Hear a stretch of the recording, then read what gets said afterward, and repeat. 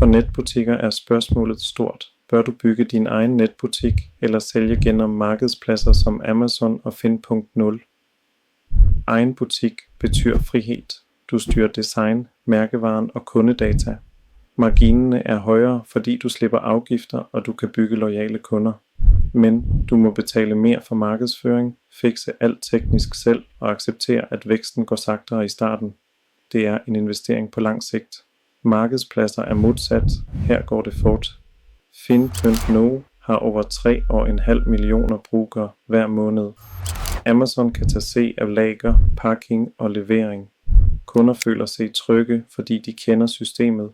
Ulempene er mindre kontrol, hard priskonkurrence og gebyrer, som kan spise op 10-20% af salget.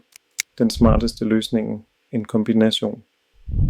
Mange norske sælgere starter på markedspladser for at teste